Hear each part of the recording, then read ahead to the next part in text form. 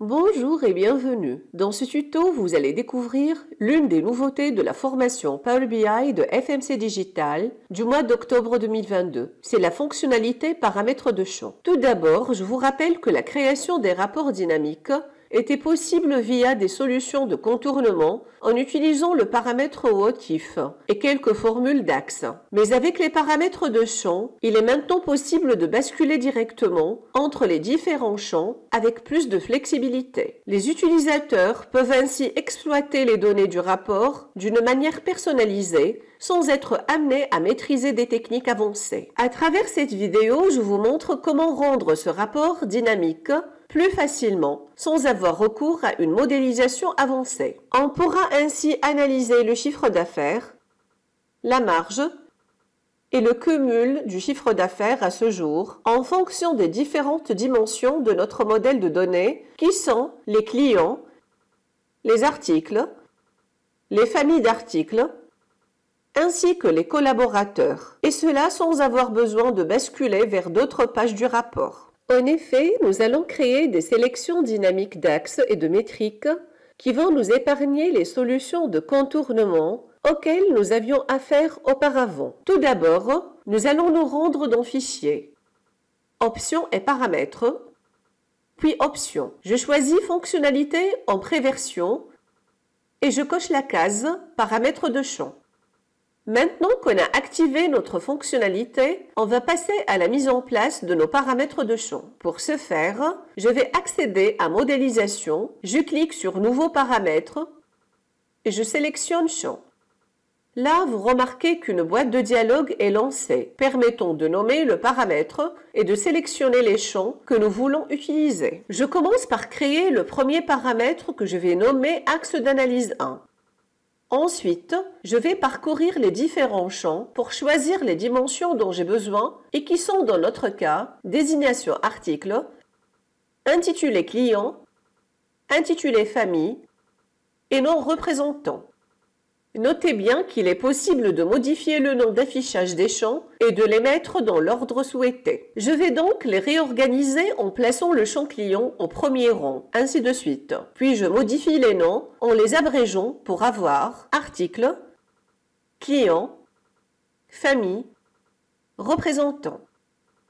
Finalement, je vais demander à Power BI d'apporter le segment à mon rapport en cochant la case qui se trouve en bas de cet assistant. Je clique sur Créer et voilà le résultat.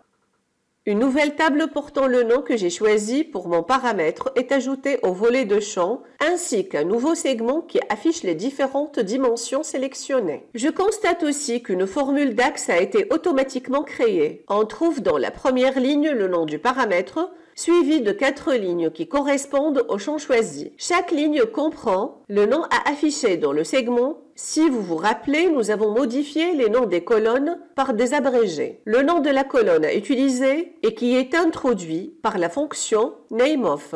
Et l'ordre de tri qui est affiché à droite et que vous pouvez modifier directement dans la formule. Notez bien que l'utilisation de nameOf vise à stabiliser notre modèle en cas de modification ultérieure du nom de la colonne d'origine par exemple. Supposons que le nom de la colonne intitulée article serait substitué par intitulé produit. Power BI va automatiquement divulguer ce changement au niveau de toutes les formules d'axe. Je vais maintenant formater mon segment en me rendant dans Format visuel de la rubrique Visualisation. Je modifie l'orientation en horizontale, j'ajuste les dimensions et je termine par aller sous Général pour lui attribuer un titre. Maintenant que mon paramètre est prêt, je vais l'insérer au niveau du tableau, puis au niveau de l'axe Y de l'histogramme. Je clique d'abord sur mon tableau et je glisse le champ, désormais nommé Axe d'analyse 1, dans la liste des colonnes. Ensuite, je clique sur mon visuel, je me rends dans le dépôt des champs, je choisis le paramètre et je l'introduis dans l'axe Y. Ainsi, mon histogramme va être modifié selon la dimension sélectionnée. Si je choisis client par exemple, mon paramètre me permet d'avoir le chiffre d'affaires par client et en sélectionnant article, j'obtiens une analyse instantanée du chiffre d'affaires par article, ainsi de suite. Cela est très utile puisque pour avoir les mêmes informations, j'aurais dû créer 4 visuels en insérant à chaque fois le champ de données souhaité dans l'axe Y de chaque visuel. Toutefois, j'attire votre attention que cette méthode ne peut pas être appliquée sur les questions et réponses notamment. Maintenant, pour aller plus loin, nous allons choisir également les valeurs à analyser. Autrement, nous aurons le choix entre l'affichage du chiffre d'affaires ou encore de la marge. Je passe donc à la création de mon deuxième axe et nous voyons bien qu'entre les colonnes, il est possible de sélectionner des mesures pour constituer notre paramètre. Je vais le nommer axe d'analyse 2 et je coche « Ajouter un segment à cette page ». Une fois créé, je vais reproduire la mise en forme à partir du segment Axe d'analyse 1, en changeant bien évidemment le titre correspondant. Je peux maintenant passer à l'insertion du paramètre dans le tableau au lieu de la mesure chiffre d'affaires, puis dans l'axe X de l'histogramme, ainsi qu'au niveau de la courbe. De ce fait, lorsque je sélectionne la marge, j'obtiens directement la marge par article, client, famille ou représentant selon la dimension sélectionnée dans le premier paramètre de champ. Finalement, je vous montre comment modifier un paramètre de champ. Notez bien que l'option « Modifier les paramètres » de l'onglet « Transformer les données » est grisée. Donc, dans le cas où vous auriez à modifier un paramètre de champ existant, vous devez le faire directement à partir de la formule d'axe. Je clique sur Axe d'analyse 2. Voilà ma formule qui s'affiche et que je vais modifier manuellement en ajoutant par exemple la mesure chiffre d'affaires à ce jour. Il s'agit tout simplement de la somme des ventes de l'année en cours jusqu'à ce jour. Le nombre après la virgule indique l'ordre des champs.